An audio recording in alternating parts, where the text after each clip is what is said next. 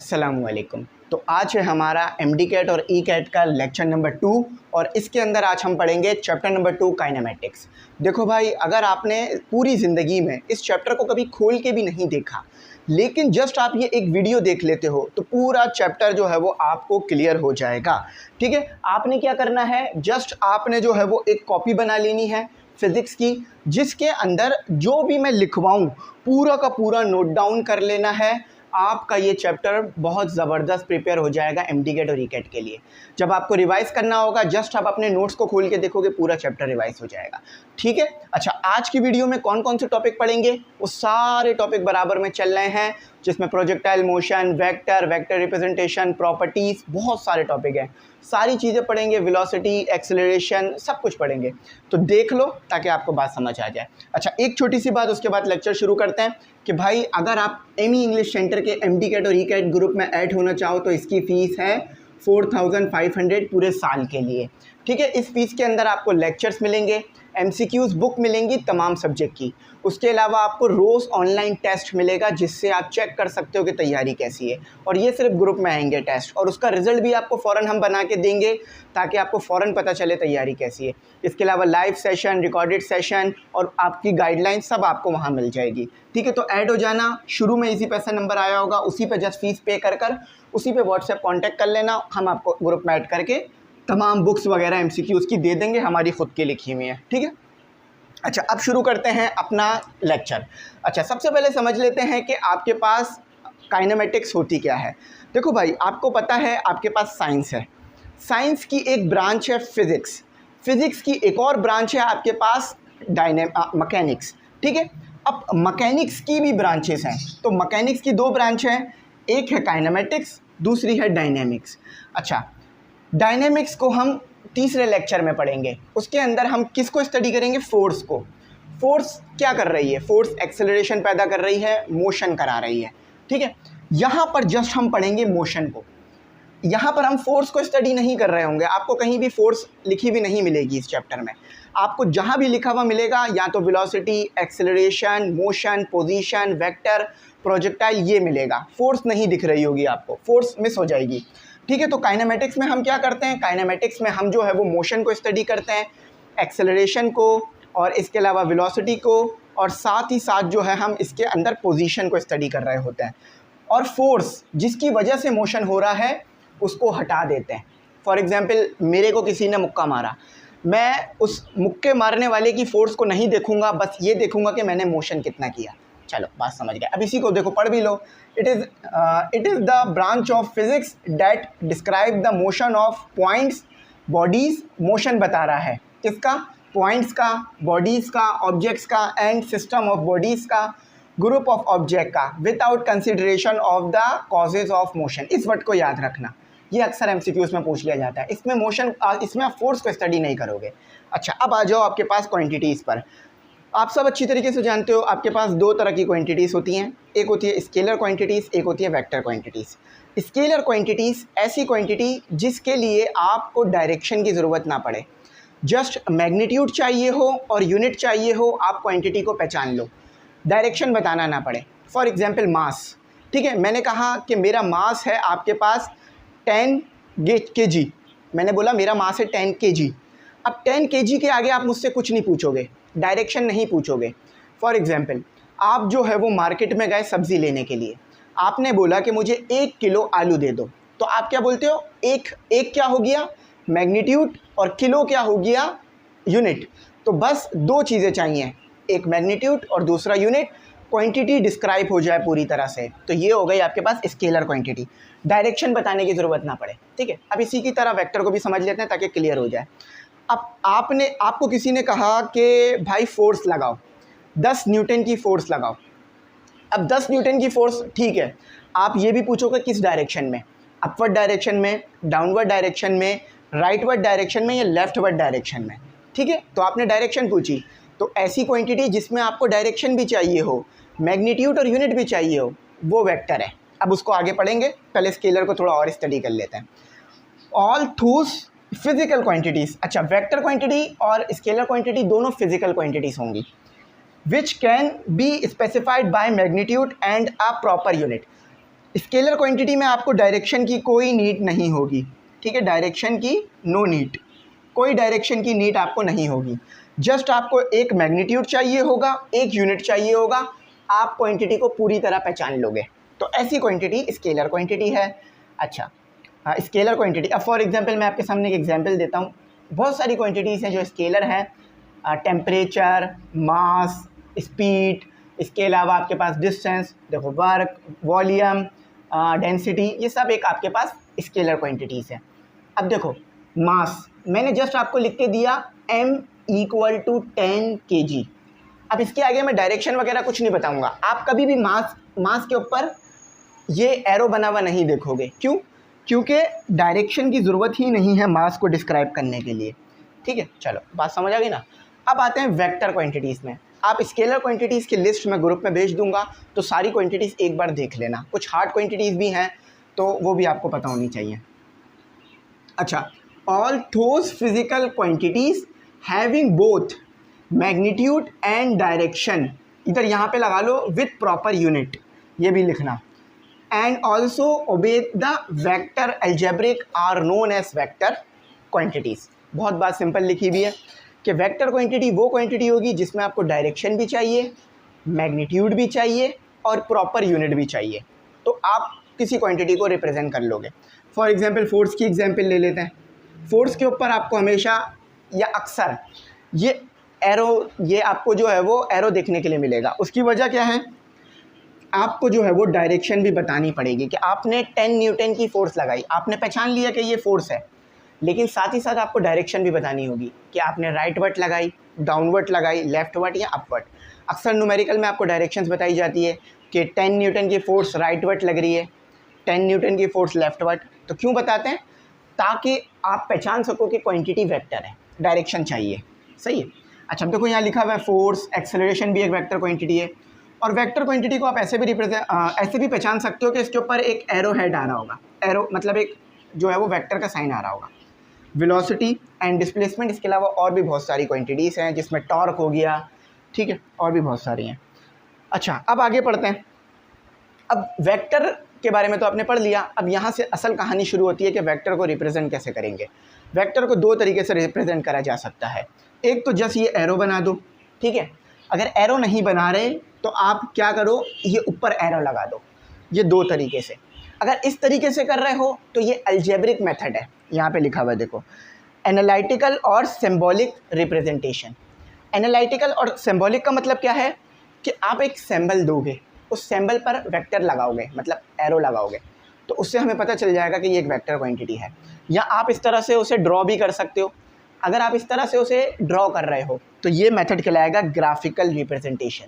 चलो अब थोड़ा ग्राफिकल रिप्रेजेंटेशन और इसको डिटेल में समझ लेते हैं। अच्छा, तो एनालिटिकल और सिंबॉलिक रिप्रेजेंटेशन में क्या करोगे, कोई भी ए वेक्टर है, फोर्स हो सकता है, एक्सेलरेशन और डिस्प्लेसमेंट, टॉर्क, कुछ भी हो सकता है वेक्टर में, तो उस पर आप क्या लगाओगे, एरो, तो मैं पहचान जाऊंगा ये एक वेक्टर क्वांटिटी है, सही है। तो ये मेथड क्या कहलाएगा, एनालिटिकल और सिंबॉलिक रिप्रेजेंटेशन, दोनों नाम आप ले सकते हो।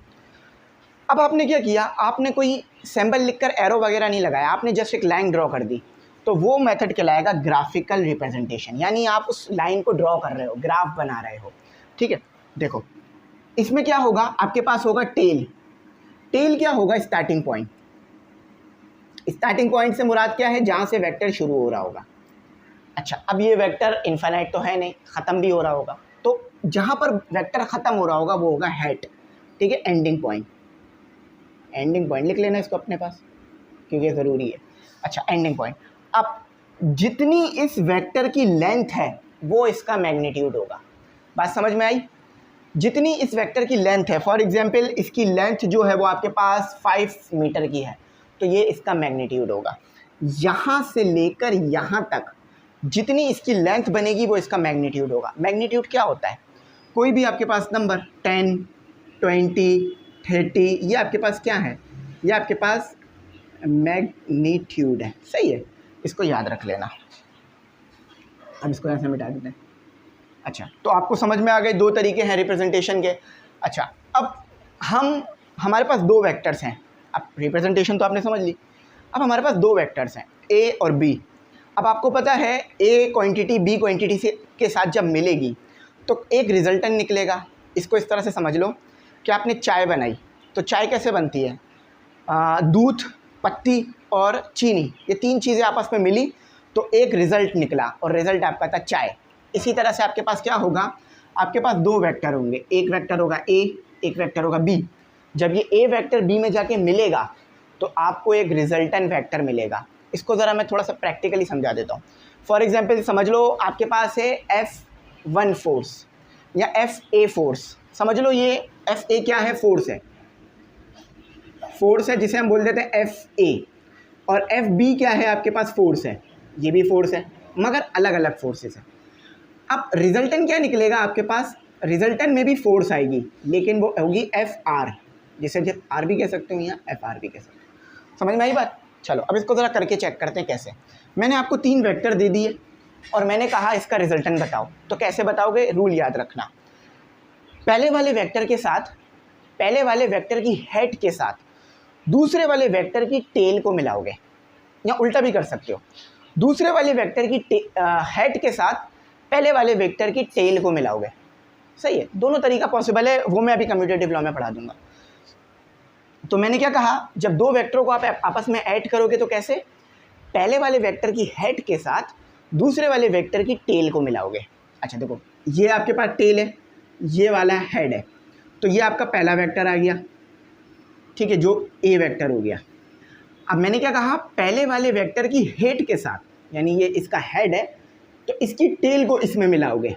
तो ये मैंने इसकी टेल मिला ली, और हाँ जो एंगल है वो एंगल बरकरार रखना, एंगल चेंज नहीं करना, ठीक है। अच्छा फिर आप क्या करोगे, रिजल्टेंट कैसे बनेगा? रिजल्टेंट वो वेक्टर होगा कि जो कि हेड के साथ मिल रहा होगा, टेल के साथ मिल रहा होगा। अभी ज़रा मैं समझाता हूँ आपको और डिटेल में जाकर। ये रिजल्टेंट है, ठीक है, समझ गए? तो रिजल्टेंट कैसे पता चल रहा होगा कि एक वेक्टर की टेल के साथ मिल रहा होगा और दूसरे वेक्टर की हेड के साथ मिल रहा होगा। कंपोनेंट है, कैसे पता चल रहा होगा? यानी रिजल्टेंट के कंपोनेंट है, कैसे पता चल रहा होगा? कि हेड और टेल मिल रहा होगा। देखो यहाँ पर हेड और टेल मिल रहा है, टेल नहीं मिल रहा, लेकिन रिजल्टेंट में देखो यहाँ टेल मिल रहा है, यहाँ हेड मिल रहा है। तो रिजल्टेंट को पहचानने का तरीका है कि हेड से मिला रहा होगा, टेल से मिला रहा होगा। कंपोनेंट को पहचानने का तरीका कैसा है कि हेड टेल से मिल रहा होगा, टेल हेड से मिल रहा होगा। अच्छा अब देखो, addition of vector by head to tail rule. Head to tail rule हमारे पास और भी रूल्स हैं, जैसे कि फॉर एग्जांपल ट्रायंगल वाला रूल है। ट्रायंगल वाले रूल में आप जस्ट 2 वेक्टरों को ऐड कर सकते हो, ठीक है। मैं ज़रा ट्रायंगल वाला रूल बता देता हूँ, ये एक ट्रायंगल वाला रूल ही है। हेड टू टेल में ट्रायंगल वाला रूल भी आ जाता है। अब मैं ज़रा थोड़ा और आसान कर देता हूँ। समझो ये आपके पास एक वेक्टर है, ये आपके पास दूसरा वेक्टर है, तो ये रिजल्टेंट बन गया आपके पास। कैसे पता चला रिजल्टेंट? हेड के साथ टेल के साथ मिल रहा है, तो ये ट्रायंगल वाला रूल है। ये ट्रायंगल वाला तरीका है वेक्टर को ऐड करने का, ठीक है। ये ए हो गया, ये बी हो गया और ये रिजल्टेंट हो गया। लेकिन head to tail rule use क्यों करते हैं? देखो, head to tail rule use कर आप 1 से 2 से ज़्यादा वेक्टरों को आपस में ऐड कर सकते हो, ठीक है। अब इसकी इक्वेशन क्या बनेगी? R = A + B। अब आपके पास 2 से ज़्यादा वेक्टर हैं तो क्या करोगे? आप हेड टू टेल रूल लगाओगे। फॉर एग्जांपल 3 वेक्टर हैं, A + B + C, 4 भी हो सकता है। अब ज़रा मैं आपको ऐड करके दिखाता हूँ, क्योंकि ये हेड टू टेल रूल थोड़ा इंपॉर्टेंट है, इसलिए समझाना पड़ेगा। तो यहाँ देखो डेफिनेशन भी लिखा हुआ है, it is the easiest method. Easiest method क्यों? क्योंकि इसमें जस्ट प्लस हो रहा होता है और जस्ट आप हेड से टेल मिलाते हो। Use to find the resultant vector, resultant vector यानी ये R ऑफ 2 और मोर देन 2 वेक्टर्स। अक्सर ना ये MCQs में पूछ लिया जाता है कि head to tail are use to add 2 vectors, और फिर एक और पॉइंट में दे देते हैं 2 और मोर देन 2 वेक्टर्स। तो सही होगा 2 और more than 2 vectors. Head to tail rule में आप 2 या 2 से ज़्यादा वेक्टर को ऐड कर सकते हो। ज़रा देखो यहाँ पर, ये आपके पास है A वेक्टर, ये आपके पास है B वेक्टर, ये आपके पास है C वेक्टर। अब इन दोनों को आपको, इन तीनों को आपस में आपने ऐड करना है। तो कैसे ऐड करोगे? Head to tail rule use करोगे। हेड टू टेल रूल से क्या मतलब है कि पहले वाले वेक्टर की हेड के साथ दूसरे वाले वेक्टर की टेल, और एंगल सही रखना, मिला दोगे आप, ठीक है। इस सिचुएशन में जो फिर बनेगा आपके पास वो रिजल्टेंट होगा। थोड़ा सा मैं डाउन चला गया। इस सिचुएशन में जो आपके पास बनेगा वो रिजल्टेंट होगा। देखो हेड टेल से मिल रहा है, इसीलिए इसे हेड टू टेल रूल कहते हैं। समझ गए बात? इसको ज़रूर डायग्राम को ड्रॉ कर लेना। अच्छा चलो, माशाल्लाह से ये बात बहुत अच्छी समझ में आ गई। अब आगे चलते हैं। अब अगर मैं 4 वेक्टर दे दूं तो भी कोई परेशानी नहीं है। अब हेड टू टेल रूल लगाना, चारों वेक्टर ऐड हो जाएंगे। एंगल का ध्यान रखना, जिस एंगल पे दिया हुआ उसी एंगल पे मिलाना। अच्छा अब आ जाते हैं हम वेक्टर की एडिशन की कुछ प्रॉपर्टीज़ पढ़ लेते हैं।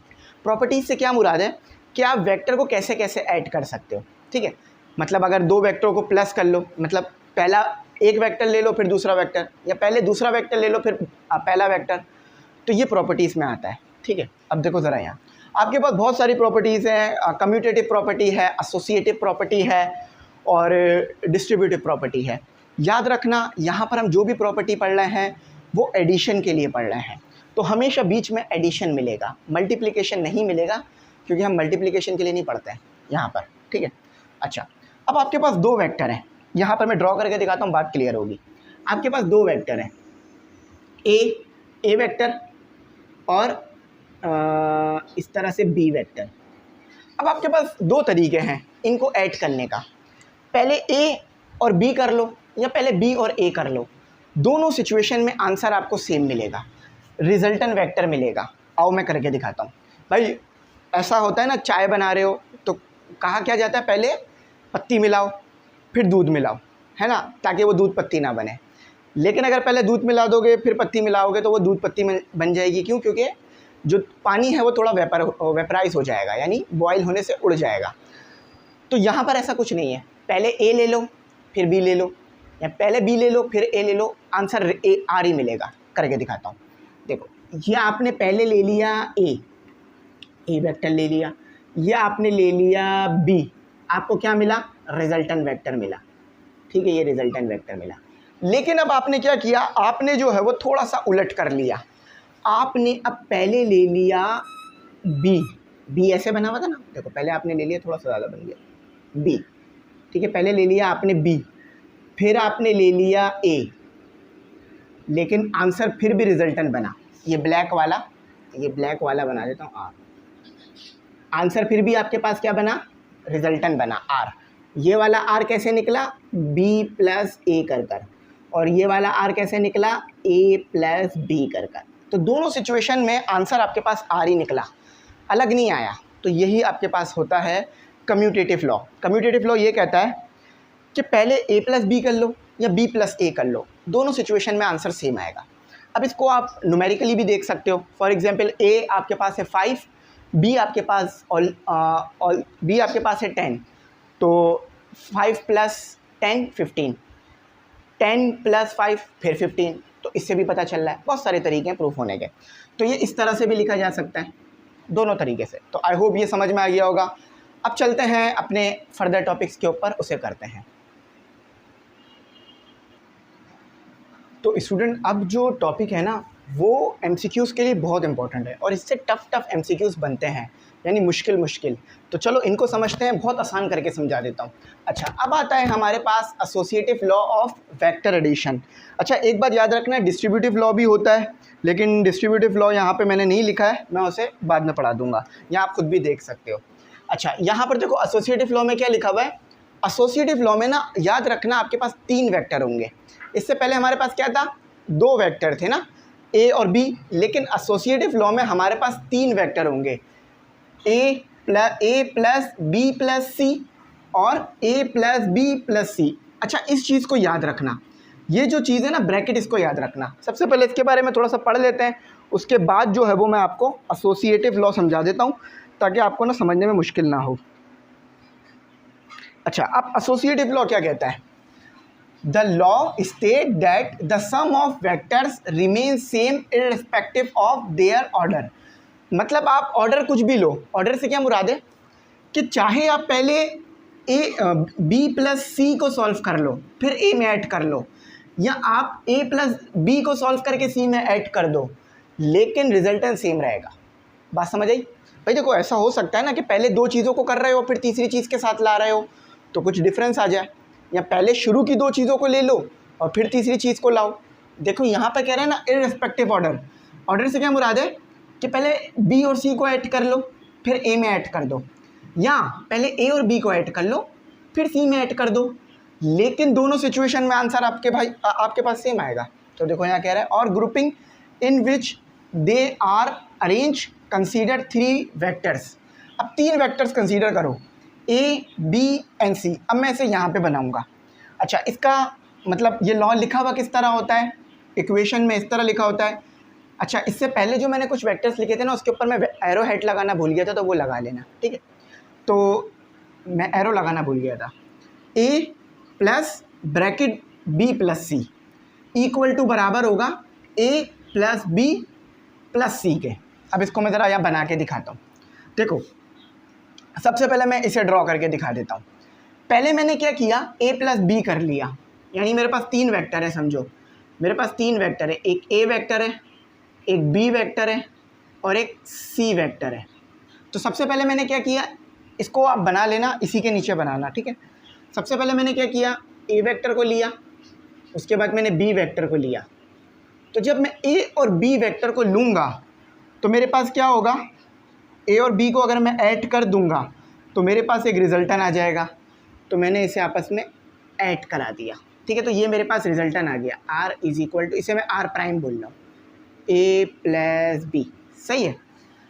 लेकिन अब मैंने क्या किया, मैंने इसमें सी वेक्टर को ऐड कर दिया,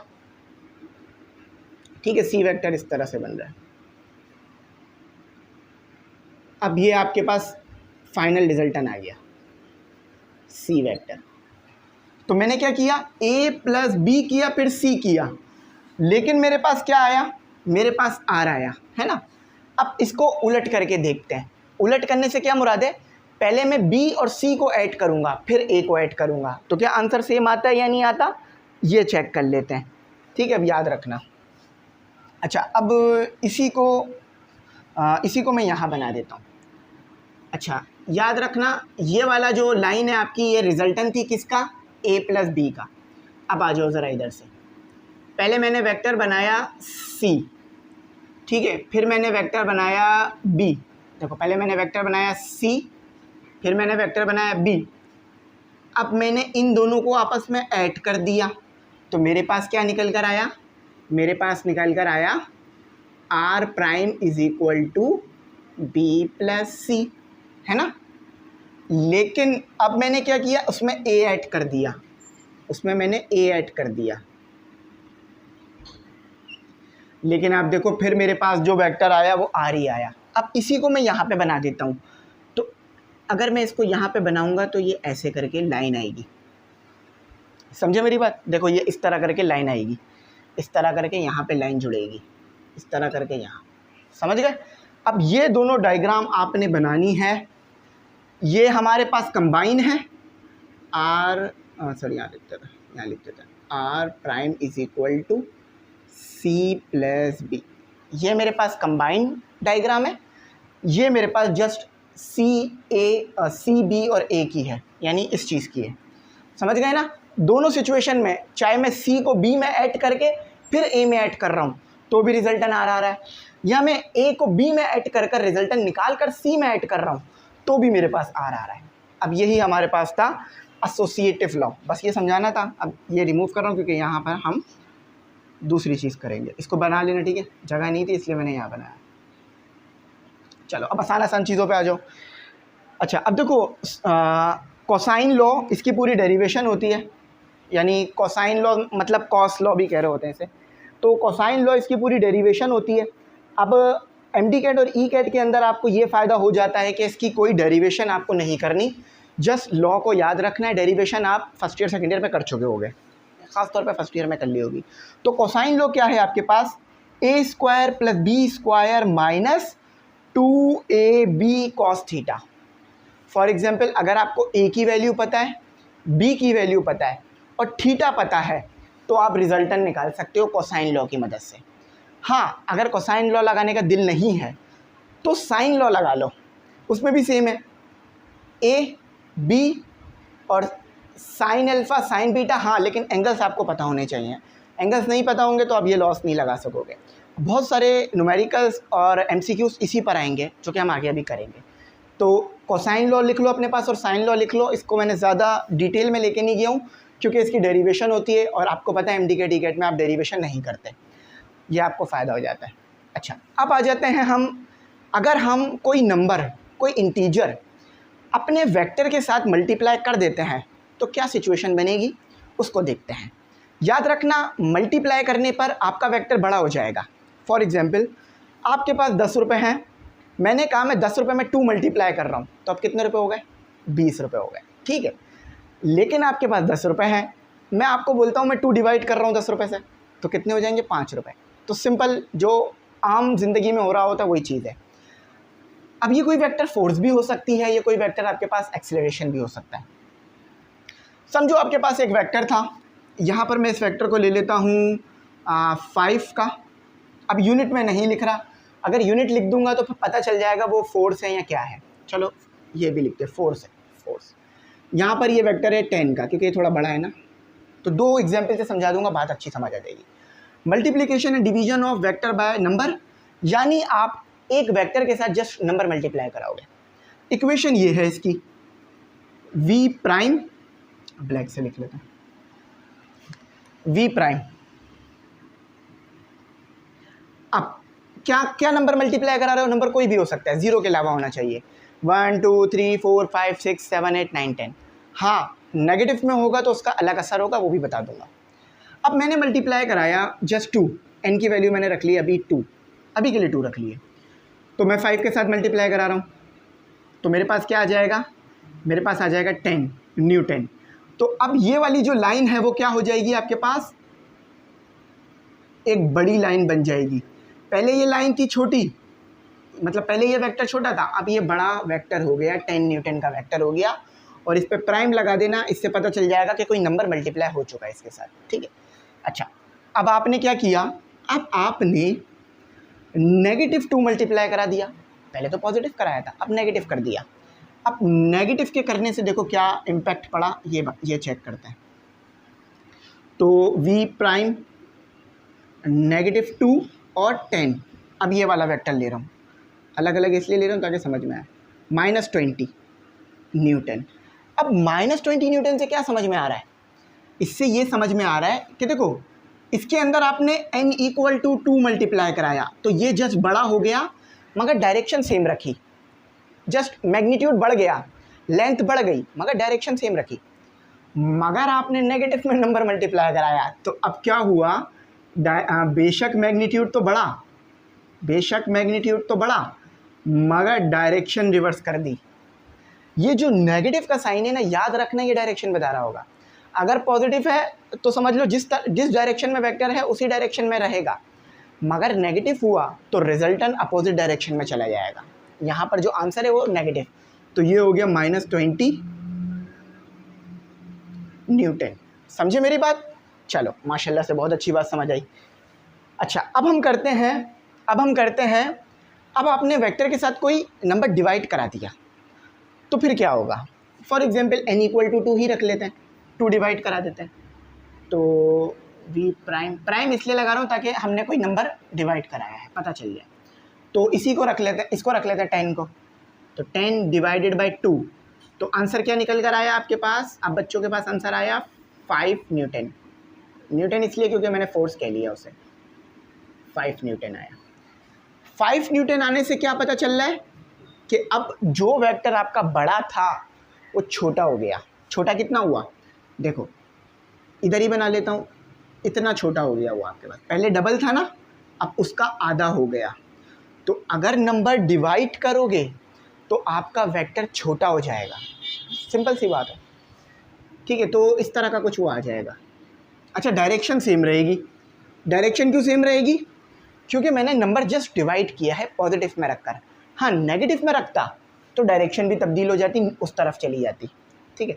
फॉर एग्जांपल समझ लो ये -2 ले लेता, तो अब यहाँ भी नेगेटिव हो जाता, यहाँ भी, तो अब डायरेक्शन इस डायरेक्शन में चली जाती, -5 हो। अच्छा देखो, जितना मैं आपको समझा सकता था मैंने बहुत डिटेल में ले गया। आई होप ये याद रखना, क्योंकि अक्सर यहाँ पर बच्चे जो है ना बहुत सिली मिस्टेक कर जाते हैं।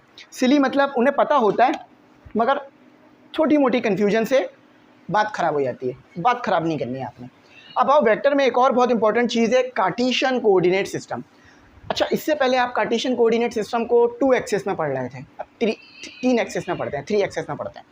चलो हम यहाँ देखो, पहले बना देता हूँ फिर दिखा देता हूँ, आपको चाहे दिमाग में बैठ जाएगी ना बात।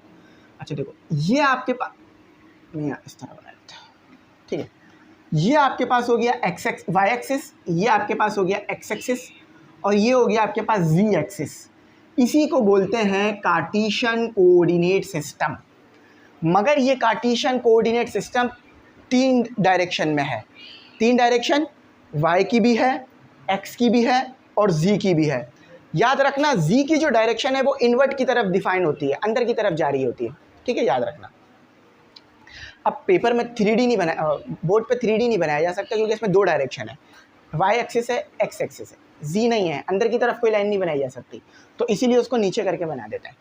अब इसकी डेफिनेशन पढ़ते हैं। ये जो आप सिस्टम बनाते हो इसी को कार्टेशियन कोऑर्डिनेट सिस्टम कहा जाता है। It is a set of 3 mutually perpendicular lines. 3 mutually perpendicular lines है, ये बात याद रखना।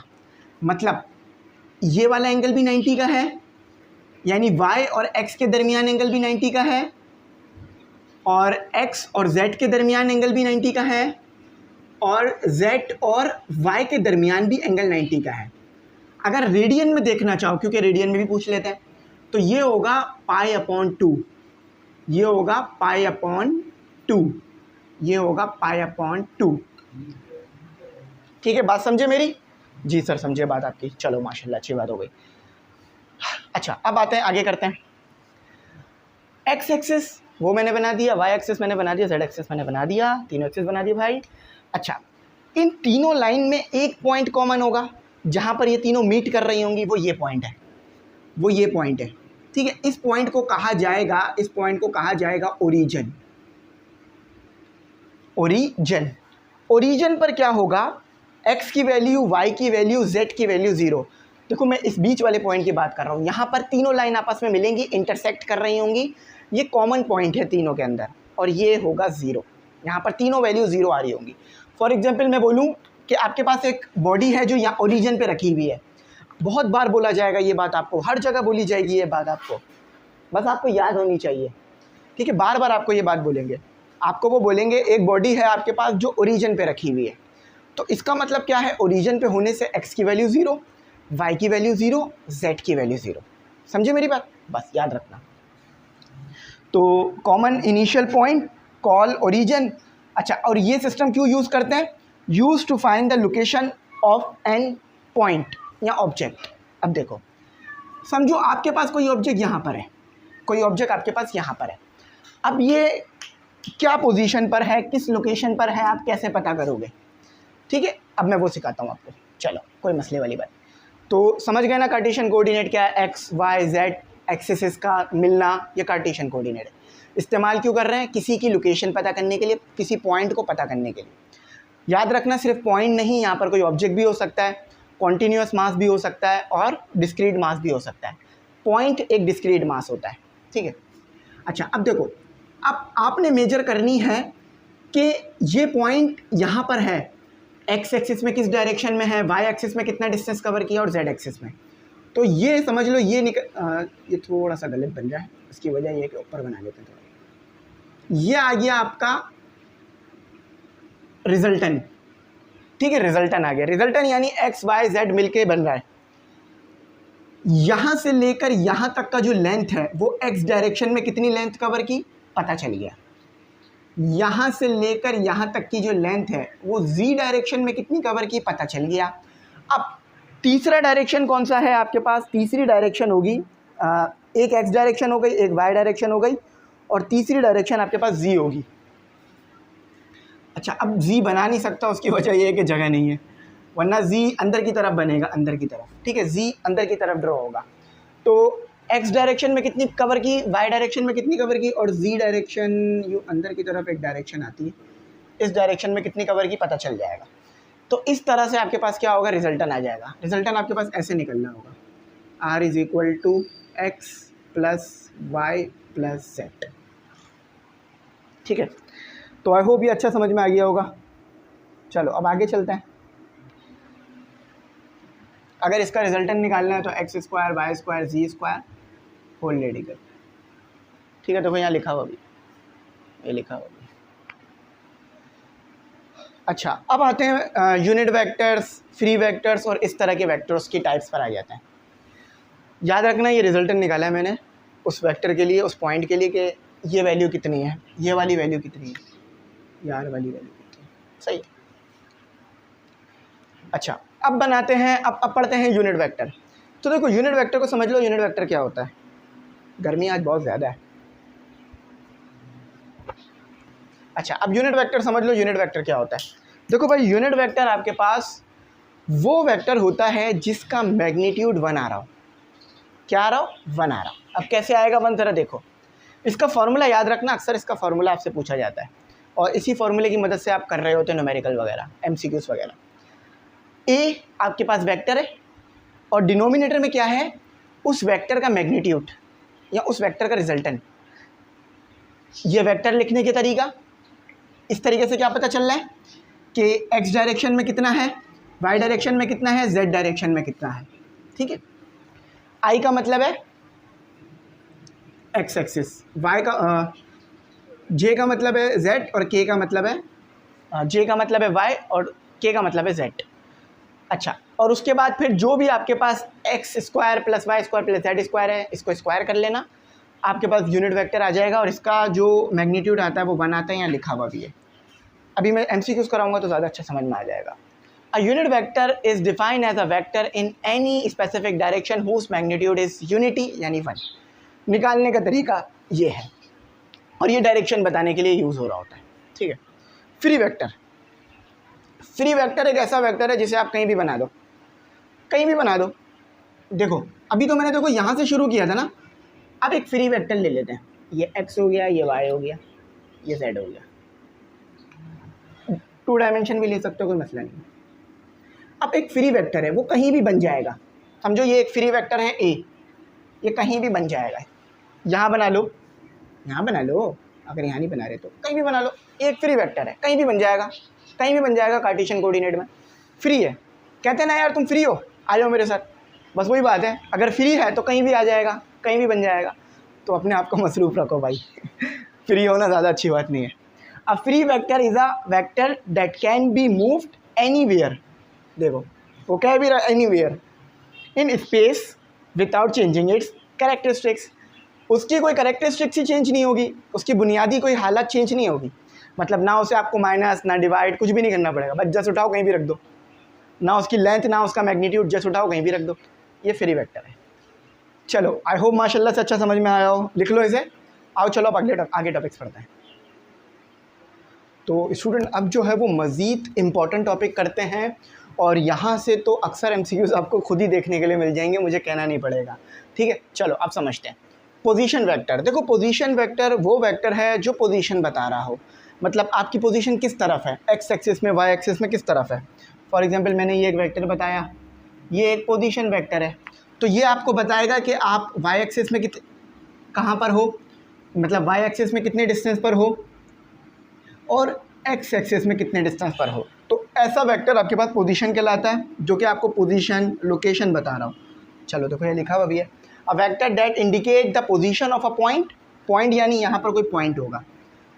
अच्छा, कोऑर्डिनेट सिस्टम, ये कोऑर्डिनेट सिस्टम था, इसी में बता दिया मैंने आपको। इस refers to as position vector. अच्छा, अब आता है हमारा एक और important topic, resolution of vector. Resolution of vector का मतलब क्या है, आपको रिजल्टेंट दिया हुआ होगा, अभी मैं बना के दिखाता हूँ। आपको एक रिजल्टेंट दिया हुआ होगा r, अब पूछ लिया जाएगा इसका x कंपोनेंट कितना है और इसका y कंपोनेंट कितना है। तो इसी चीज़ को कहा जाता है रेजोल्यूशन ऑफ वेक्टर, यानी एक वेक्टर को उसके कंपोनेंट में डिवाइड कर देना, x कंपोनेंट अलग कर देना y। अब ऐसा क्यों हो रहा है, क्योंकि देखो ये जो वेक्टर आपके पास r बन रहा है, जिसे मैं v कह रहा हूँ, ठीक है, v इसलिए कह रहा हूँ क्योंकि मैंने आगे भी v लिखा है तो इसलिए इसे v कह के बुला रहा हूँ। कंफ्यूज नहीं होना, r पढ़ते हुए आए हो, यहाँ v कह दिया है। अच्छा, अब इसमें हो क्या रहा होगा, इसमें आपके पास ये हो रहा होगा कि जो आपका वेक्टर है ना वो x डायरेक्शन में भी है। अब मैं कहूँ कि ये वेक्टर सिर्फ y डायरेक्शन में है तो ये गलत होगा। क्यों?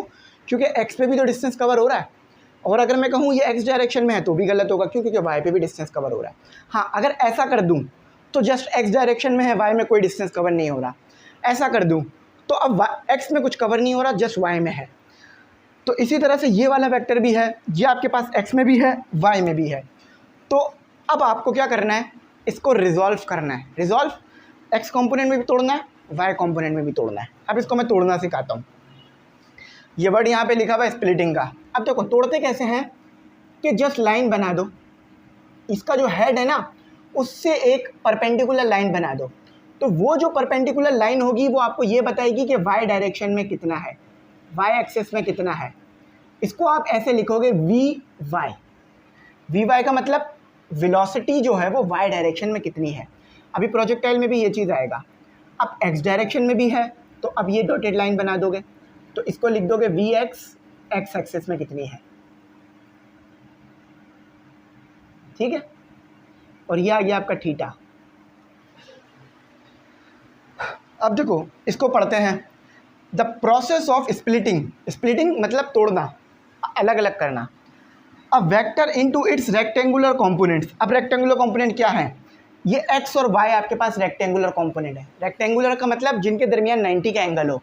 अब देखो ना ये x और y के दरमियान 90 का एंगल है ना, ये y है और ये x है, इनके दरमियान 90 का एंगल है, तो इसीलिए इन्हें रेक्टेंगुलर कंपोनेंट बोला जाता है। यानी x एक्सिस को अलग कर देना, y एक्सिस को अलग कर देना।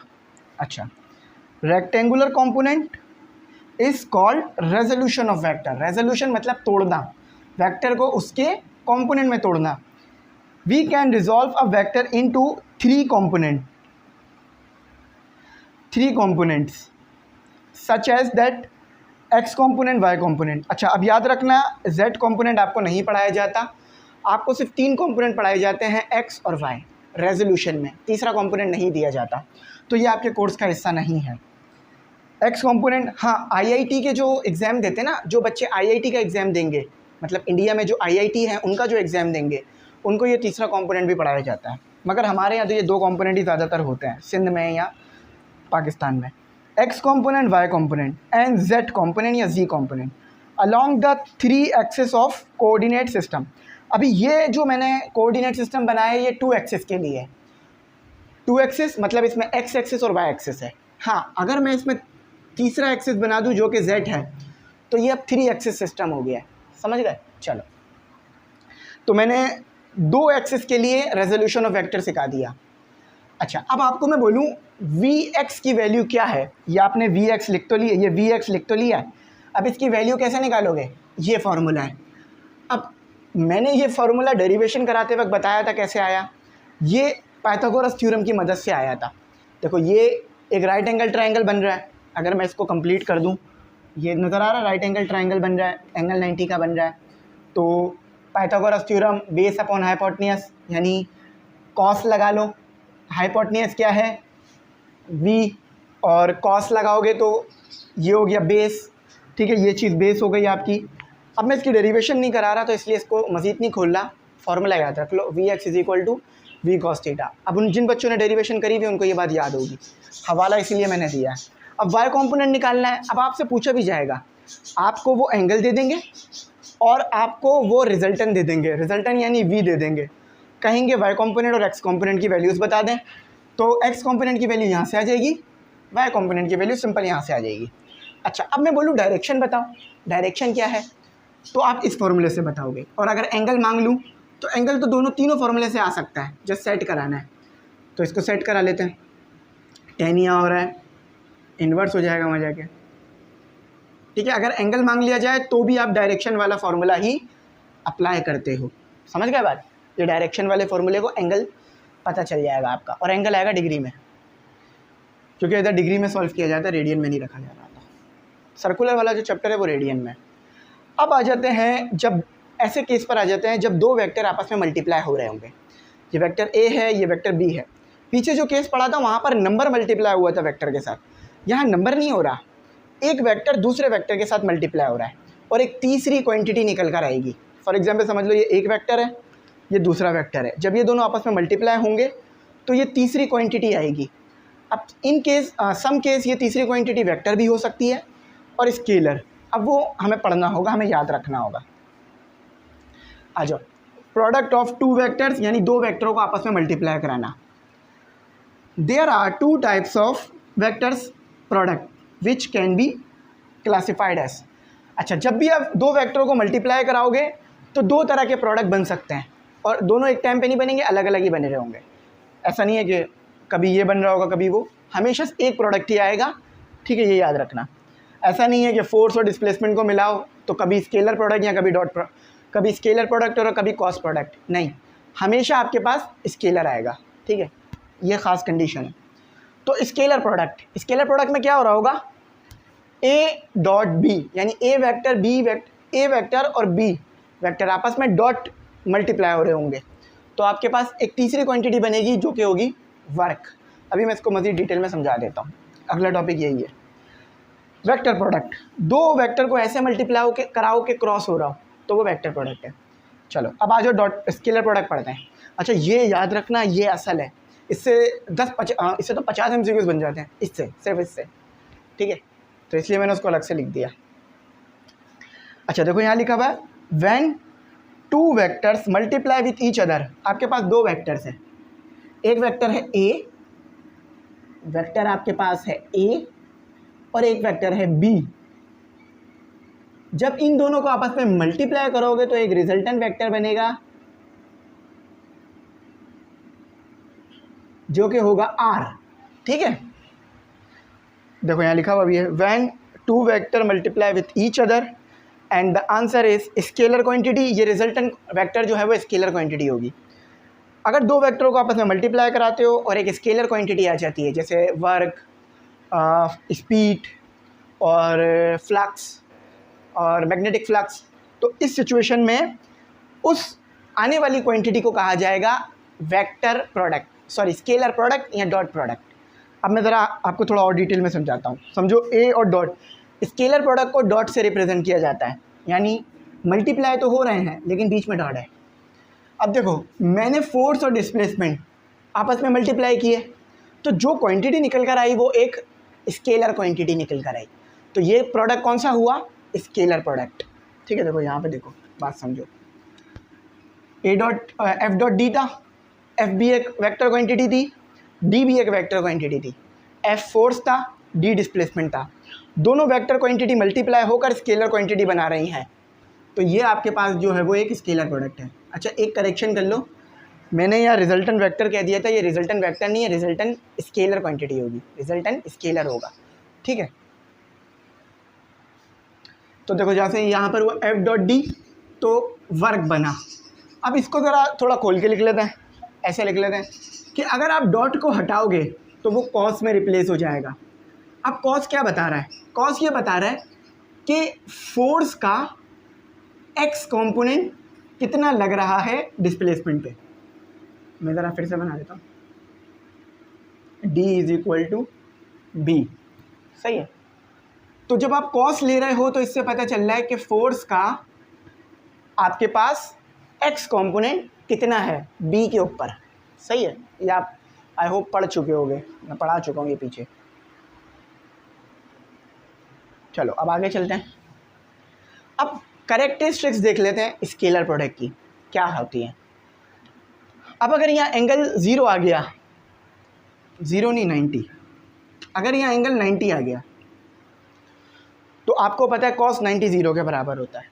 अब क्या रहा होगा, देखो डिस्प्लेसमेंट अगर इस डायरेक्शन में है और आप फोर्स ऊपर की तरफ लगा रहे हो तो क्या सामने की तरफ डिस्टेंस कवर होगा, नहीं, यानी कोई वर्क ही नहीं हो पा रहा होगा, आपकी चीज़ मूव ही नहीं करेगी, तो आपके पास आंसर 0 निकलेगा, यानी आपका वर्क जो है वो 0 होगा, सही है। तो A dot B is equal to A B cos theta, theta 90 रख दिया तो 0 आ जाएगा। ये होगा आपका मिनिमम वर्क। क्या होगा ये, मिनिमम वर्क, सिंपल मतलब है मिनिमम वर्क इक्वल टू 0, ऊपर लिखा हुआ भी है। एक बात याद रखना, ये I है, ये J है, ये K है।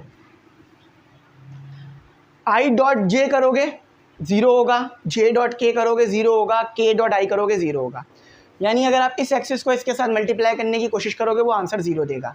क्यों, क्योंकि दोनों का नहीं बनता, आपस में परपेंडिकुलर होते हैं दोनों, इसीलिए ऐसा है। कम्यूटेटिव लॉ मतलब जो आपका स्केलर प्रोडक्ट होता है या स्केलर क्वांटिटी होती है, कम्यूटेटिव लॉ को ओबे करता है। कम्यूटेटिव लॉ को ओबे करने का क्या मतलब है, चाहे ए डॉट बी कर लो या बी डॉट ए कर लो, आंसर सेम आएगा।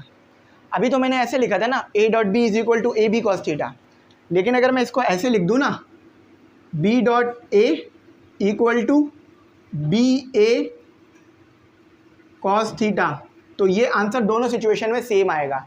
ठीक है, ठीक है, तो ये समझ में आ गया। ए बी कॉस थीटा या बी ए कॉस थीटा, दोनों सिचुएशन में आंसर 0 निकल कर आएगा, इसीलिए ये कम्यूटेटिव लॉ को ओबे कर रहा है। चलो बात क्लियर हो गई। अच्छा, अब A B dot A B, आपको पता है A dot B is equal to A B cos theta. अगर आप थीटा 0 रख दो तो मैक्सिमम वर्क होगा। इसका मतलब क्या है कि फोर्स भी इसी डायरेक्शन में है, फोर्स भी इसी डायरेक्शन में है और डिस्प्लेसमेंट भी इसी डायरेक्शन में है। जब दोनों सेम डायरेक्शन में होंगे तो वर्क आपके पास मैक्सिमम निकल कर आएगा, वर्क आपके पास मैक्सिमम आएगा। इसीलिए एंगल 0, यहाँ पर कॉस का क्या एंगल बन रहा है, कोई एंगल है ही नहीं, 0। दोनों दो चीज़ें एक दूसरे के पैरेलल होती हैं, एंगल 0 होता है, याद रखना इस बात को। अच्छा, अब देखो, अगर एक दूसरे के एंटी पैरेलल हैं, एंटी पैरेलल से क्या मुराद है कि डिस्प्लेसमेंट इस डायरेक्शन में है लेकिन फोर्स इस डायरेक्शन में लगा रहे हो, तो अब एंगल आ गया 180 का। तो अब आपके पास जो सिचुएशन बनेगी वो नेगेटिव ऑफ वर्क, इसे बोलेंगे हम एंटी पैरेलल। तो ये 180 होता है, A minus A dot A B आएगा, जिसे आप माइनस डब्ल्यू से भी डिनोट कर सकते हो। अच्छा, अब ये बात तो आपको उम्मीद है समझ में आ गई होगी। अब अगर सिचुएशन ये है कि बी जो है ना वो आपका ए है और एंगल 0 है, तो बी की जगह पे ए रख दिया, एंगल 0 है यानी कॉस 0 1 आ जाएगा, तो ए से मल्टीप्लाई होकर ए स्क्वायर हो जाएगा। ये अक्सर पूछा जाता है। आखिरी चीज़, ए डॉट बी दे दिया, उनके कंपोनेंट्स भी दे दिए हैं। अब आपसे पूछा जाएगा कि ए डॉट बी का क्या आंसर आएगा, तो ज़रा मैं लिख देता हूँ। देखो, ए एक्स बी एक्स, ए एक्स याद रखना, आई वाली क्वांटिटी आई वाली से मल्टीप्लाई हो सकती है, जे वाली क्वांटिटी जे वाली से मल्टीप्लाई होगी। ज़रा मेरी दिमाग से बात सुनो, अगर मैं इस आई को आई से मल्टीप्लाई करा दूँ तो ठीक है, 1 आ जाएगा, क्योंकि देखो आई डॉट आई, जे डॉट जे, के डॉट के इक्वल टू 1 है। अगर मैंने ये नहीं बताया तो ये भी देख लो। लेकिन अगर मैं आई को जे से मल्टीप्लाई कराऊँ तो क्या आएगा, 0। आई को के से मल्टीप्लाई कराऊँ तो आंसर आएगा 0। तो बाकी दो तो आएंगे ही 0, तो इसलिए उन्हें नहीं लिखा जाता, याद रखना। A X B X I dot I, ठीक है। A Y B Y J dot J plus A Z B Z K dot K. तो आपका आंसर क्या आएगा, A dot B equal to A X B X plus A Y B Y plus A Z B Z भी लिखते हैं, B Z. ठीक है भाई, समझ आया? तो आई होप सारी चीज़ें समझ में आ गई हूँ। काफ़ी डिटेल में लेके गया यहाँ भी मैं आपको, अगर ना समझ में आया तो पूछ लेना, बता दूंगा। अच्छा, अभी लेक्चर ख़त्म नहीं हो रहा है, अभी हमारा लेक्चर बहुत कम है, आधा ही हुआ है। ये वाला चैप्टर काफ़ी ज़्यादा बड़ा है, तो चलो अब मज़ीद फर्दर टॉपिक्स को करते हैं और उन्हें समझते हैं। अब जो है अपना आगे के टॉपिक्स करते हैं, जिसमें हमारे पास है वेक्टर प्रोडक्ट और क्रॉस प्रोडक्ट, और इसके अलावा फिर उसकी कैरेक्टरिस्टिक्स करेंगे। देखो भाई, सिंपल है कि वेक्टर प्रोडक्ट ये है कि जब दो वेक्टर क्वांटिटीज़ आपस में मल्टीप्लाई हों और उनका आंसर भी एक वेक्टर क्वांटिटी निकल रही हो, तो वो वेक्टर प्रोडक्ट है। फॉर एग्जांपल, आपने ए और बी, ये दोनों वेक्टर प्रोडक्ट थे, ये वेक्टर क्वांटिटीज़ थी। इन दोनों वेक्टर क्वांटिटीज़ को आपस में क्या किया, मल्टीप्लाई किया, यानी प्रोडक्ट करा। तो इन दोनों के मल्टीप्लाई होने से एक तीसरी चीज़ बनी, एक तीसरी फिजिकल क्वांटिटी बनी। वो फिजिकल क्वांटिटी भी वेक्टर थी, तो आपके पास ये कहलाएगा वेक्टर प्रोडक्ट या क्रॉस प्रोडक्ट। तो क्या ये लिखा हुआ भी है। और यहाँ पर ये सिचुएशन भी होगी कि ये दोनों आपस में परपेंडिकुलर होंगे, जैसे कि टॉर्क, अभी मैं उसको करके भी दिखाऊंगा आपको। When two perpendicular vectors are multiplied, their resultant quantity will be vector. This is called cross product या vector product। ठीक है। अब देखो इसमें होता क्या है, इसमें क्लॉकवाइज, एंटी क्लॉकवाइज और एंगल वगैरह सबका ध्यान रखना होगा आपको।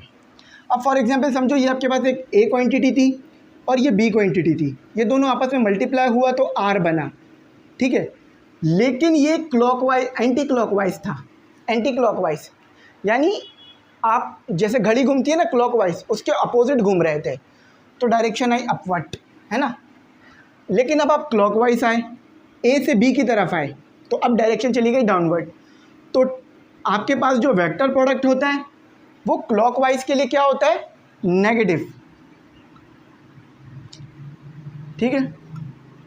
ये आ गया आपका क्लॉकवाइज, पूछा जाएगा ये आपसे बहुत ज़्यादा। अब अगर आपके पास एंटी क्लॉकवाइज है तो ये हो जाएगा आपके पास पॉजिटिव, यानी ऊपर की डायरेक्शन में आ रहा होगा, ठीक है। चलो अब कैरेक्टरिस्टिक्स देख लेते हैं। भाई देखो, ये कम्यूटेटिव लॉ को ओबे नहीं करता, डू नॉट, ये देखो मैंने लिखा हुआ भी, do not obey commutative law, यानी A cross B not equal to B cross A. क्यों? क्योंकि देखो जब आपने ए क्रॉस बी किया तो आपके पास आंसर क्या आया, पॉजिटिव। देखो जब आप ए से बी जब आप बी से ए गए तो आपके पास आंसर आया पॉजिटिव, लेकिन जब आप ए से बी आए तो आपके पास आंसर आया नेगेटिव। तो ये कम्यूटेटिव लॉ को ओबे नहीं करेगा, सही है। एसोसिएटिव लॉ को ओबे करेगा, मगर कंडीशन ये है कि जो चीज़ आप मल्टीप्लाई करा रहे हो ना m, ये एक स्केलर क्वांटिटी है, एक इंटीजर होना चाहिए। देखो लिखा हुआ भी है, a vector product is associative if m is a scalar, यानी ये कोई नंबर होना चाहिए। तो आप a को नंबर से मल्टीप्लाई कराकर b में ले जाओ और फिर b को नंबर से मल्टीप्लाई कराकर a में ले आओ, तो आंसर सेम आएगा।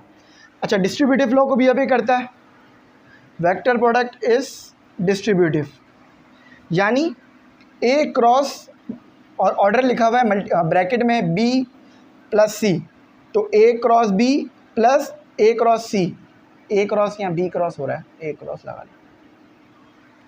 अच्छा अब देखो ये डिस्ट्रीब्यूटिव लॉ है, आपको अच्छी तरीके से पता होगा कि डिस्ट्रीब्यूटिव लॉ क्या होता है आपके पास, कि डिस्ट्रीब्यूटिव आपके पास ये होता है कि A B plus C, B plus C, तो ये बराबर किसके आता है, A cross B plus A cross C, सही है। तो वो लिखा हुआ भी है। और उसके बाद अगर इस फॉर्म में लिखा हुआ है क्रॉस की फॉर्म में, देखो यहाँ प्लस था, यहाँ क्रॉस, यहाँ भी प्लस ये बन गया, मतलब अब ब्रैकेट ए बी पे आ गए, तो आपके पास क्या बनेगा, ए सी प्लस बी सी, सही है। अब आते हैं कैरेक्टरिस्टिक्स पे। अब अगर आप एंगल 90 रखोगे ना तो ये मैक्सिमम आएगा, मैक्सिमम एंगल अगर 90 रखा तो मैक्सिमम, एंगल अगर 0 रखा तो मिनिमम, ठीक है। और अगर 270 रखोगे तो नेगेटिव आएगा। 180 पे भी मिनिमम ही मिलेगा आपको, 0 मिलेगा, दोनों में सेम आएगा। यानी अगर एंगल आप 0, 90 और 180 रख रहे हो तो ये सिचुएशन है। अच्छा याद रखना, आई क्रॉस जे के बराबर है, जे क्रॉस के आई के बराबर है, के क्रॉस आई जे के बराबर है। अब ये हो कैसे रहा है, देखो अगर आप आई से जे पे क्लॉकवाइज जाओगे तो पॉजिटिव, एंटी क्लॉकवाइज जाओगे तो नेगेटिव। देखो आई से जे गए पॉजिटिव, लेकिन अगर जे से आई आए तो नेगेटिव हो जाएगा, यानी J cross I equal to minus K. अब अगर आई से के आ गए, I cross K equal to minus J, तो याद रखना क्लॉकवाइज जाओगे तो पॉजिटिव आएगा, एंटी क्लॉकवाइज जाओगे तो नेगेटिव आएगा, सही है। ये एंटी क्लॉकवाइज से क्लॉकवाइज ही होता है। और अगर आप अब आगे आप बता दो K cross J equal to dash, सही है। अच्छा अब आपको अगर यहाँ पे मुझे ये मिटाना पड़ेगा एग्जाम्पल वाला, क्योंकि ये इधर लिखना पड़ेगा। अब मैं आपको दे दूँ ए क्रॉस बी करो, तो आप ए क्रॉस बी को कैसे सॉल्व करोगे। एक तो तरीका ये है कि ए को बी के साथ, ए एक्स को बी एक्स के साथ, ए एक्स को बी वाई के साथ, ए एक्स को बी के साथ, लेकिन ये बहुत बड़ा हो जाएगा। आप डिटर्मिनेंट ले लो, मतलब मैट्रिक्स का इस्तेमाल कर लो, आई जे के, फिर आ गया आपका ए एक्स ए वाई, ये y होगा, y और z, ठीक है, ये भी z होगा। थोड़ा सा इसमें गलती हो गई थी, इसको ठीक कर लेना, सही है। चलो अब आगे चलते हैं,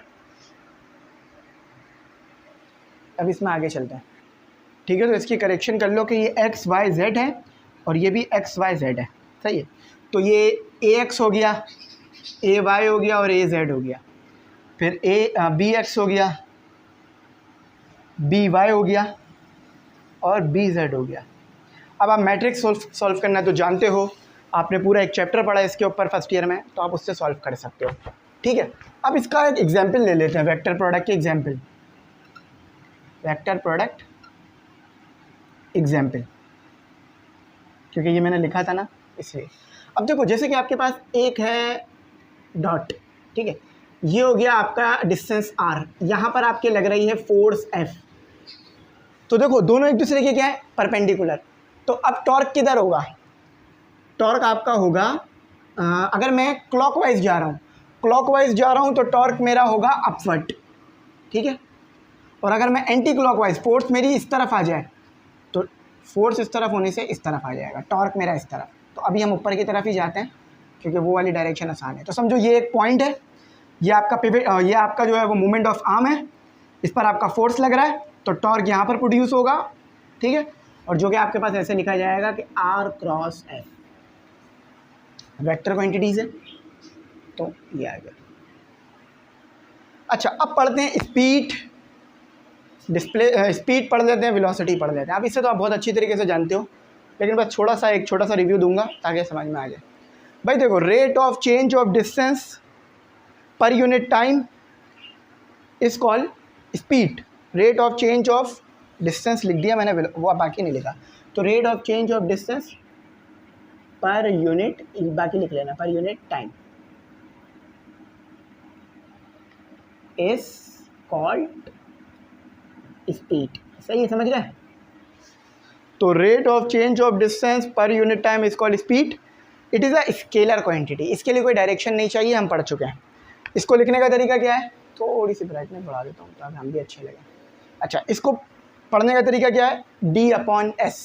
d क्या है, डिस्टेंस, t क्या है, वेलोसिटी। अच्छा, अब पढ़ लेते थोड़ा एवरेज स्पीड के बारे में और यूनिफॉर्म स्पीड के बारे में।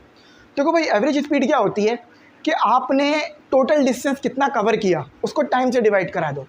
जो टोटल डिस्टेंस कवर किया उसको टाइम से डिवाइड करा दोगे तो आपके पास एवरेज आ जाएगा। यानी आपने हर सेकंड में, अगर टाइम सेकंड में रख रहे हो तो हर सेकंड में कितना डिस्टेंस कवर किया, और अगर मिनट में रख रहे हो तो हर मिनट में कितना डिस्टेंस कवर किया, ठीक है। तो ये एवरेज हो जाता है। और एवरेज जो है या तो वो बराबर आता है, एवरेज स्पीड जो है बराबर आ रही होती है वेलोसिटी के, या बड़ी आ रही होती है।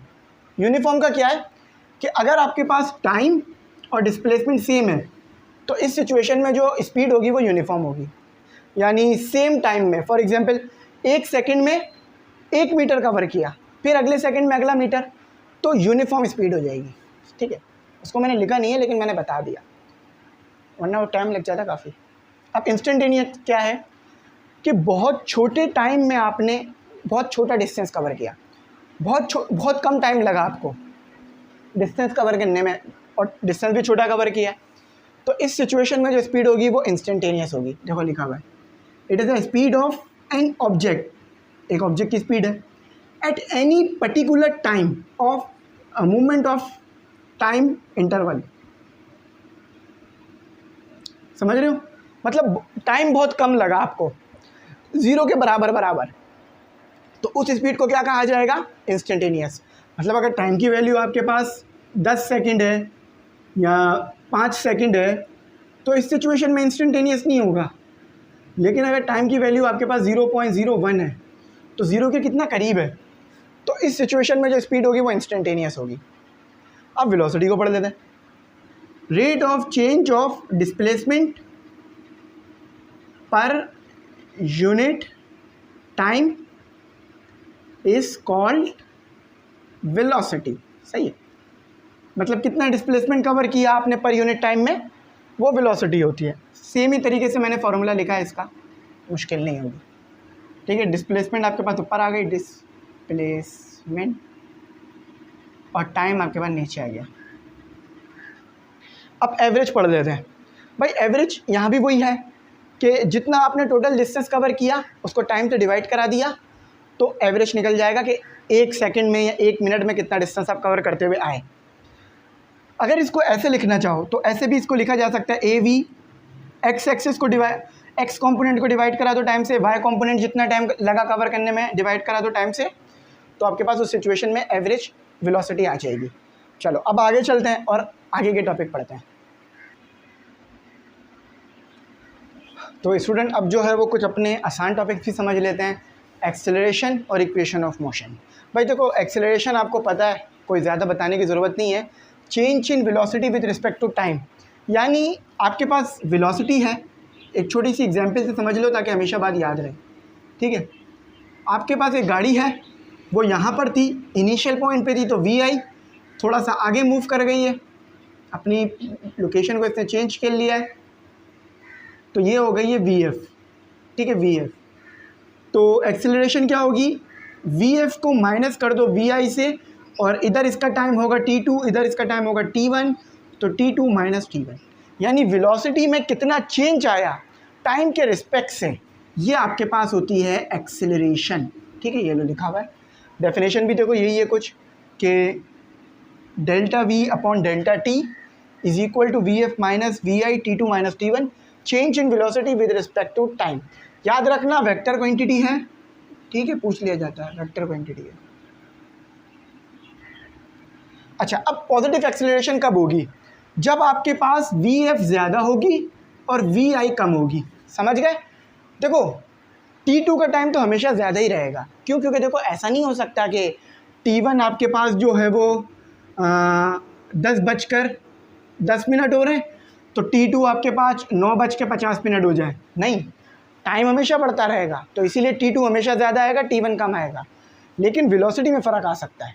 फॉर एग्जांपल इधर वेलोसिटी जो है वो कम थी, इधर ज़्यादा थी, या इधर ज़्यादा हो उधर कम हो, ठीक है। तो पॉजिटिव एक्सेलरेशन कब आएगी, जब वी एफ की वैल्यू ज़्यादा होगी और वी आई की कम होगी, तो एक्सेलरेशन क्या है आपके पास, पॉजिटिव हो जाएगी, याद रखना। अब नेगेटिव कब होगी, जब वी एफ की वैल्यू आपके पास कम होगी। तो देखो अगर वी एफ की वैल्यू छोटी आ गई और वी आई की वैल्यू बड़ी आ गई तो नेगेटिव साइन आ जाएगा, तो इस सिचुएशन में आपके पास नेगेटिव एक्सेलरेशन होगी। नेगेटिव एक्सेलरेशन को कहा जाता है रिटार्डेशन।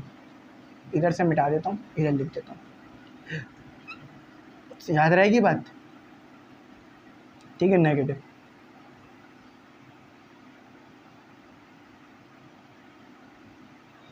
अच्छा, अब यूनिफॉर्म एक्सेलरेशन क्या है, भाई देखो टोटल डिस्टेंस कवर करने में जो टाइम लगा, टोटल डिस्टेंस कवर करने में जो टोटल टाइम लगा उसे आपस से डिवाइड करा दो, तो फिर जो एक्सेलरेशन आएगी वो आपके पास एवरेज आएगी।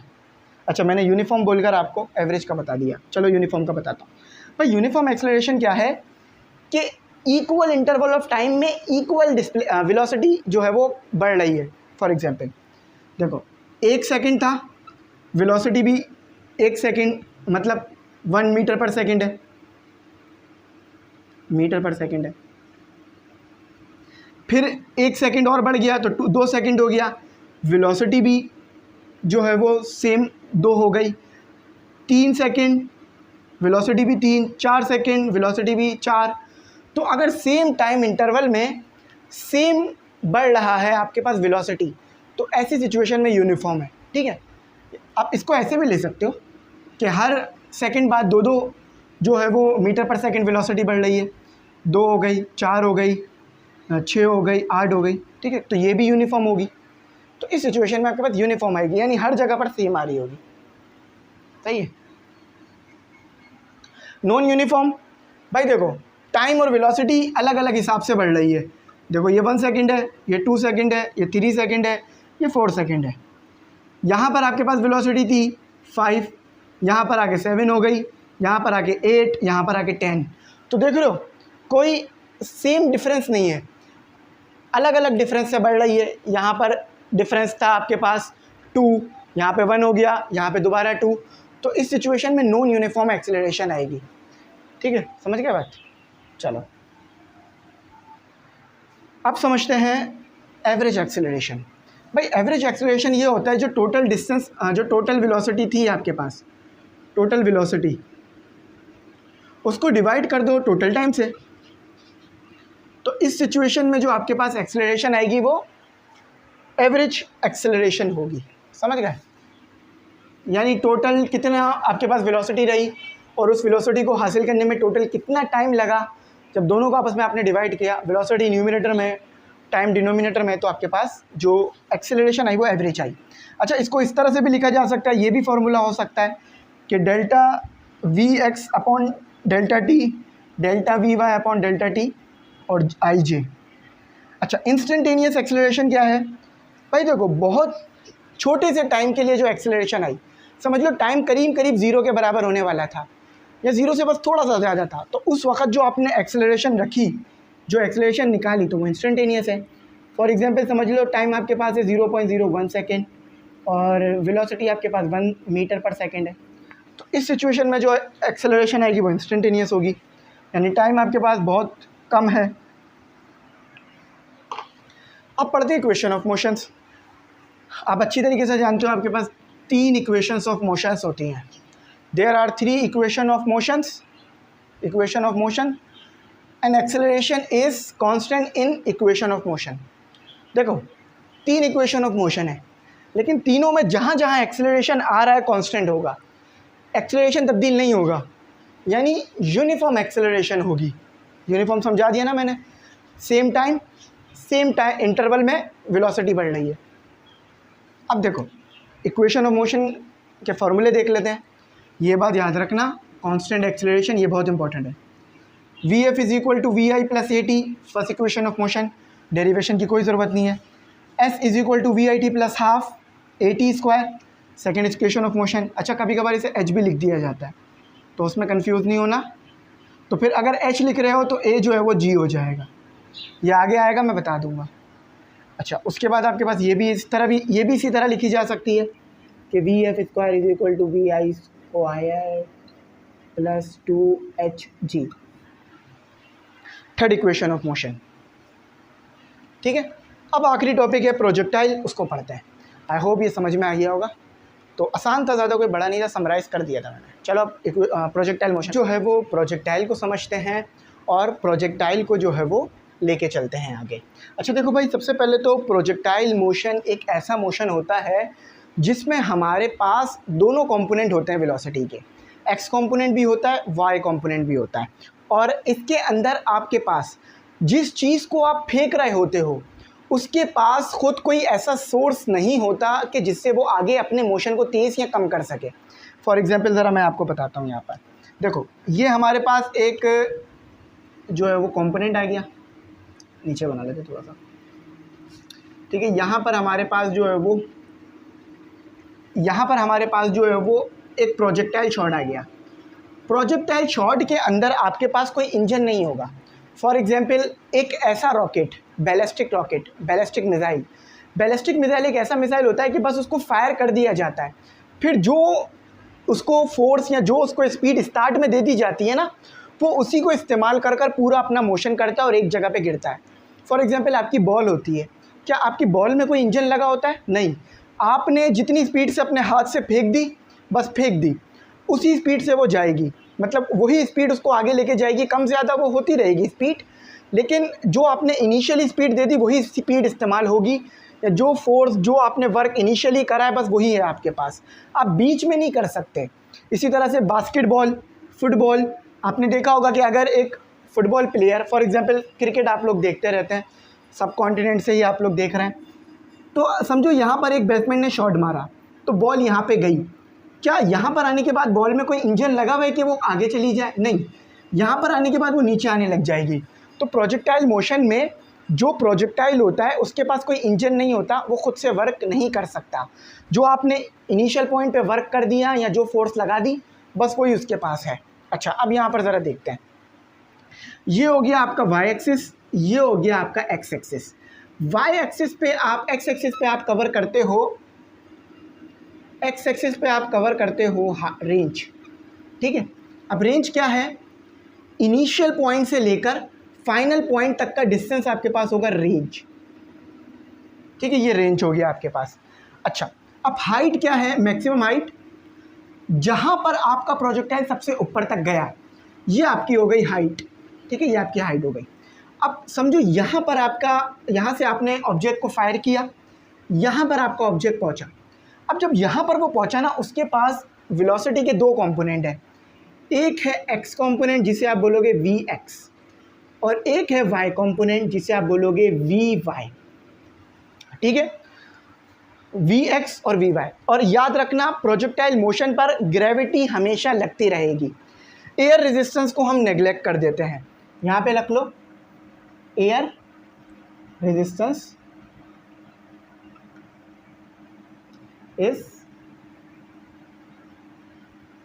नेग्लेक्टेड, ठीक है। एयर रेजिस्टेंस को नेग्लेक्ट किया जाता है, यानी एयर रेजिस्टेंस को नहीं लिया जाता। अगर एयर रेजिस्टेंस को लेंगे तो फिर हमारा जो प्रोजेक्टाइल है या जो हमारा केस है वो थोड़ा कॉम्प्लेक्स हो जाएगा, सही है। तो एयर रेजिस्टेंस नहीं होती। अब यहाँ पर जब आप पहुँचे, तो जब यहाँ पर आप पहुँचोगे ना, तो यहाँ पर आप मैक्सिमम हाइट कवर करोगे। उसका फॉर्मूला ये लिखा हुआ, उसका फॉर्मूला ये लिखा हुआ, ठीक है। अब इस फॉर्मूले की डेरिवेशन नहीं कर रहे हम, क्योंकि हमारे पास डेरिवेशन नहीं है, मतलब डेरिवेशन हमें नहीं करनी, जस्ट फॉर्मूला देखना है। अब फॉर एग्जांपल आप यहाँ पे पहुँचे, तो यहाँ पर इस डायरेक्शन में आपका आ गया Vx, इस डायरेक्शन में आ गया आपका Vy, Vy आ गया, इसको बेहतर बना देता हूँ, और ये आ गया आपका, ये आ गया आपका क्या, ये आ गया आपका ये आ गया आपका जो रिजल्टन है वो आ गया। आई होप यहाँ पे समझ में आ गया होगा। अच्छा, अब इसको मैं थोड़ा सा ठीक करके बना देता हूँ। अब आपका ऑब्जेक्ट नीचे की तरफ आ रहा है ना, तो अब आपका ये इस तरफ बनेगा, ठीक है, ये ऐसे बनेगा। तो ये जो ट्रेजेक्टरी, ये जो पाथ है ना जो प्रोजेक्टाइल फॉलो कर रहा है, ये पैराबोला होता है। क्या होता है ये? पैराबोला, ठीक है, पैराबोला पाथ होता है। ये जो पाथ बन रहा है, ये आपको कर्व नज़र आ रहा है, ये पैराबोला कर्व है, ठीक है। और ट्रेजेक्टरी, ठीक है, ट्रेजेक्टरी जो पाथ फॉलो कर कर प्रोजेक्टाइल जाता है ना ओ से ए पर, उसे आप बोलते हो ट्रेजेक्टरी। ट्रेजेक्टरी, ये पाथ नज़र आ रहा है, मैं इसे बड़ा करके बना देता हूँ। ये आपका है, ये है आपका ट्रेजेक्टरी, ठीक है। और ये पैराबोलिक पाथ होता है आपका। अच्छा, अब आई होप ये आपको समझ में आ गया होगा वी बाई। अच्छा, अब ज़रा इधर आ जाते हैं। यहाँ पर जब आप आओगे ना मैक्सिमम हाइट पर, तो आपके पास Vx तो कांस्टेंट रहेगा। एक और बात याद रखना, Vx जो है वो हमेशा कांस्टेंट रहता है, ठीक है। Vx यानी जो हॉरिजॉन्टल वेलोसिटी है वो प्रोजेक्टाइल में हमेशा कांस्टेंट रहती है, वो चेंज नहीं हो रही होती। चेंज क्या हो रही होती है? Vertical velocity. तो यहाँ पर आके जो वर्टिकल वेलोसिटी है आपके पास ज़ीरो हो जाती है। यहाँ लिख रहा हूँ इस पॉइंट पर Vy = 0, सही है। चीज़ें आप वेरीफाई भी कर सकते हो। और फिर यहाँ पर आने के बाद थोड़ी देर आपका बॉल रुकता है, फिर नीचे आना शुरू हो जाता है। रुकने से मुराद ये बिल्कुल नेग्लिजिबल है, सही है, समझ गए। अब फॉर्मूले पढ़ लेते हैं और अब इसी चीज़ को जो है वो जो मैंने आपको समझाया इसको देख लेते हैं। Projectile motion is 2 dimensional motion. 2 dimensional क्यों है? Vx भी है और Vy भी है। Of an object that is thrown और projected into the air. Projectile को एयर में हम फेंक देते हैं, मगर एयर रेजिस्टेंस को 0 लेते हैं, और प्रोजेक्टाइल के पास कोई इंजन नहीं होता, वो खुद से वर्क नहीं कर सकता। एंड इज सब्जेक्टेड ग्रेविटी, और प्रोजेक्टाइल पे हमेशा ग्रेविटी लग रही होती है, gravitational force. This motion has both horizontal and vertical component of velocity. मैंने बना दिया। अच्छा, अब हॉरिजॉन्टल कंपोनेंट देख लेते हैं। भाई देखो, याद रखना, हॉरिजॉन्टल अगर वेलोसिटी कांस्टेंट है, मैंने क्या कहा? हॉरिजॉन्टल वेलोसिटी कांस्टेंट है। जगह नहीं है यहाँ लिखने की, वरना मैं लिख देता, यहाँ लिख देता हूँ, हॉरिजॉन्टल वेलोसिटी इज़ कांस्टेंट। अगर वेलोसिटी कांस्टेंट है यानी Vf = v और Vi भी = v आएगा। जो Vf की वैल्यू होगी वो Vi की वैल्यू होगी। तो अगर एक्सेलरेशन निकालोगे तो क्या आएगी? Vf - Vi/t, V - V/t। तो एक्सेलरेशन तो आपकी 0 आ गई। यानी अगर वेलोसिटी कांस्टेंट है तो एक्सेलरेशन 0 होगी। ये बात आपके सामने भी मैंने लिख दी, इसको मिटा रहा हूँ ताकि आपको याद रहे। तो हॉरिजॉन्टल वेलोसिटी अगर आपके पास कांस्टेंट है तो एक्सेलरेशन आपके पास 0 आएगी।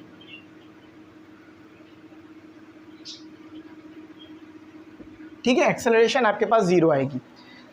अब देखो, हॉरिजॉन्टल वेलोसिटी, एक्सेलरेशन 0 है, तो फॉर्मूला क्या बनेगा? ax 0 है, एक्सेलरेशन नहीं है हॉरिजॉन्टल कंपोनेंट में, तो आपके पास v नॉट x, ठीक है। जो हॉरिजॉन्टल वेलोसिटी यहाँ होगी वही पूरे प्रोजेक्टाइल में होगी, चाहे यहाँ पे कैलकुलेट कर लो, यहाँ पे कैलकुलेट कर लो या यहाँ पे कैलकुलेट कर लो, सही है। अब निकाल लेते हैं डिस्प्लेसमेंट। अब देखो ax 0 है तो आपके पास x किसके बराबर आ गया, v not x T plus x not, सही है। ये फॉर्मूला याद रखना, लिख के रखना।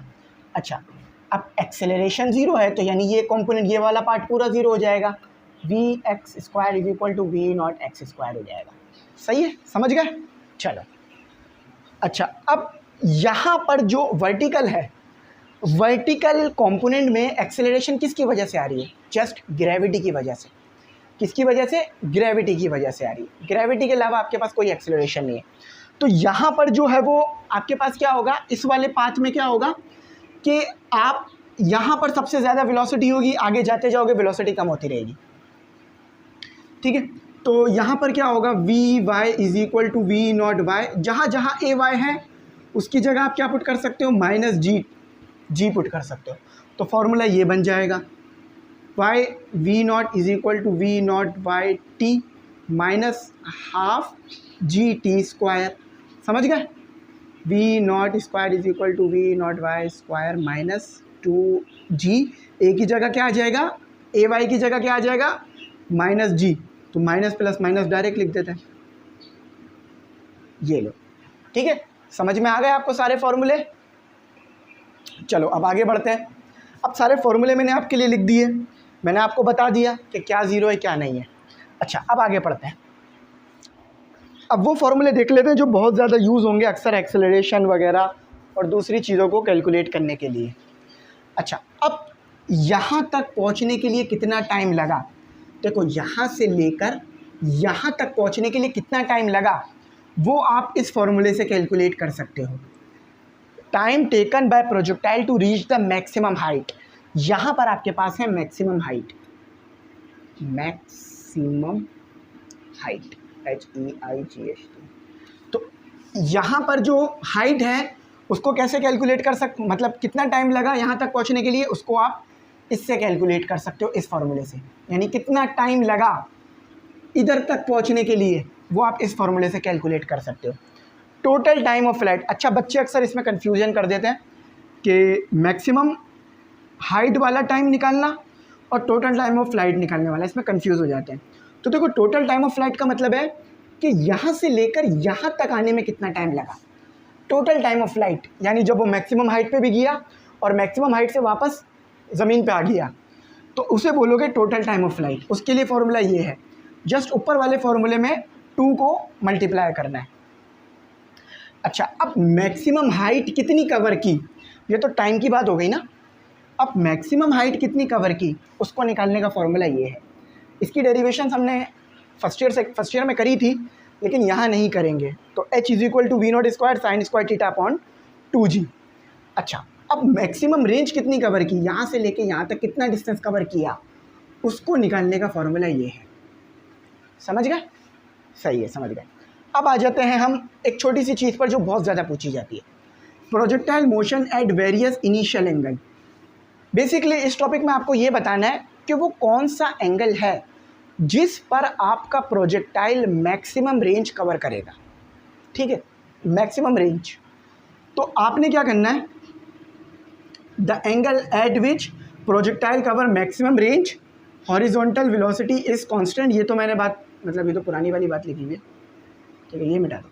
अच्छा, वो कौन सा एंगल है जिसके ऊपर आपका प्रोजेक्टाइल मैक्सिमम रेंज कवर करेगा, तो वो होता है 45। याद रखना, अगर आप किसी चीज़ को 45 के एंगल पे फेंक रहे हो तो वो मैक्सिमम दूर जाएगी, यानी सबसे ज़्यादा दूर जाएगी। और किसी एंगल पे फेंकोगे तो इतना दूर नहीं जाएगी जितना इस एंगल पे फेंकने पे दूर जाएगी। अब ज़रा देखो यहाँ पर ऊपर यहाँ पे पुट कर दो, वी नॉट स्क्वायर साइन 2 और 45 पुट कर दिया मैंने, ये जी हो गया। आप अच्छी तरीके से जानते हो कि साइन 2 मल्टीप्लाई बाय 45 तो कितना हो गया 90, साइन 90 1 के बराबर होता है। तो R is equal to V not square upon G, ये आ रहा है। यानी अगर एंगल 90 का रखा, यानी प्रोजेक्टाइल फेंकते वक्त ये वाला एंगल अगर आपने 45 का रखा तो 2 से मल्टीप्लाई होकर 90 का हो जाएगा। तो अगर 45 का एंगल रखोगे तो मैक्सिमम रेंज कवर होगी। और मिनिमम रेंज कब कवर होगी? जब एंगल आपका कितने का होगा? 90 का, ठीक है, सॉरी, जब एंगल आपका 0 का होगा। 0 का एंगल यहाँ रखूँगा मैं तो वो 0, साइन 0 इक्वल टू 0, ये सब 0 हो जाएगा। सही, तो उम्मीद है समझ में आ गया होगा। यहाँ पर हमारा टॉपिक जो है वो चैप्टर कंप्लीट हुआ। आखिर में मैंने थोड़ा तेज़ी में समझाया है, लेकिन लिखी सारी बातें हैं, ऐसा नहीं है कोई बात लिखी नहीं है। लेकिन अगर फिर भी कुछ समझ ना आया हो तो पूछ लेना, ज़रूर गाइड करूँगा। Thanks for watching. अच्छा, टेस्ट मैं चला दूँगा, उसको भी देख लेना, वो टेस्ट भी आप लोग ज़रूर दे देना। और जो राइट आंसर्स हैं उसे कमेंट सेक्शन में कमेंट कर देना, और आखिर में फिर उसके राइट आंसर भी चल जाएंगे। Thanks for watching. अल्लाह हाफ़िज़। अपनी कीमती दुआ में ज़रूर याद रखना।